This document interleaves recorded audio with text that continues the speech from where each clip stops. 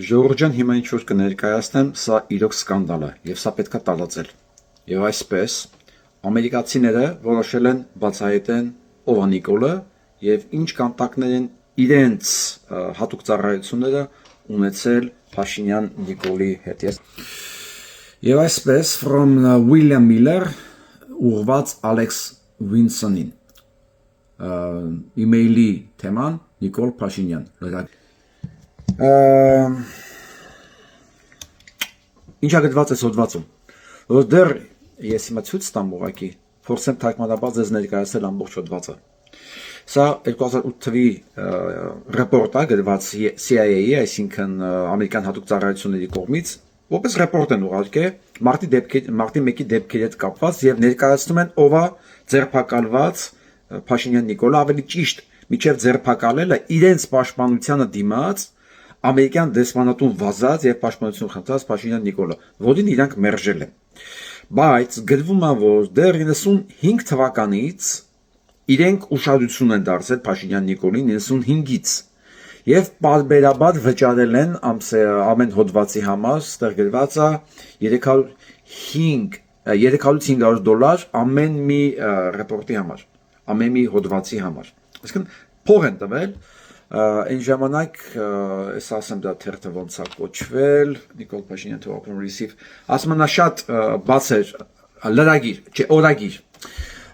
իր օրագիրին են հովանավորել 97-98 թվականներից խնդրեմ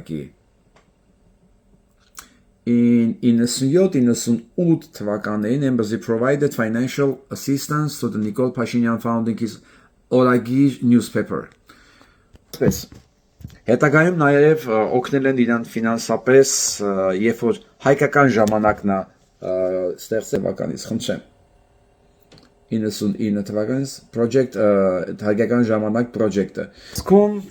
իրանք asset են ասում, ընդհանրապես ապրանք իրենց ագենտներին, էլի որոնց այտենց մշակում են փողով ու իրենց այս Նիկոլ Փաշինյանի ձեռքով պատվերվող հոդվածներով իրանց ուզեց ինֆորմացիան են տարածել Նիկոլի միջոցով։ Նիկոլն գրած է, որ սիրով ընդունում էր այդ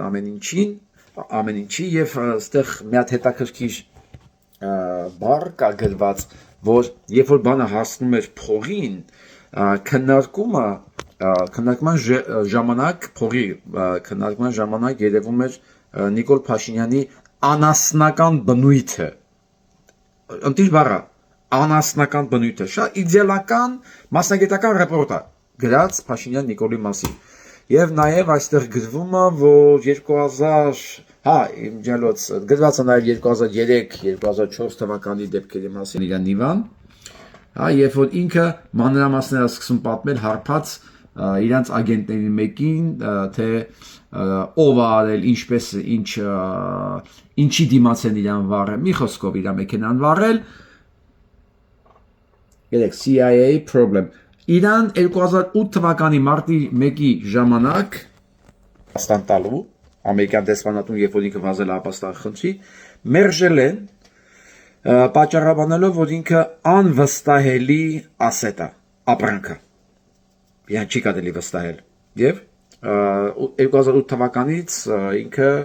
CIA-ի հետ ոնց որ կապերը կորցրած է։ Հետաքրքիր է, այստեղ Աննա Հակոբյանի մասին էլ է գրած, որ այս ամեն ինչի հետևում ֆինանսական բոլոր բաների հետևում կանգնած էր Աննա Հակոբյանը, ինքն է ռուլի տանողը, միջև հիմա։ Ով է այդ հիմնադրամի, նախագահը։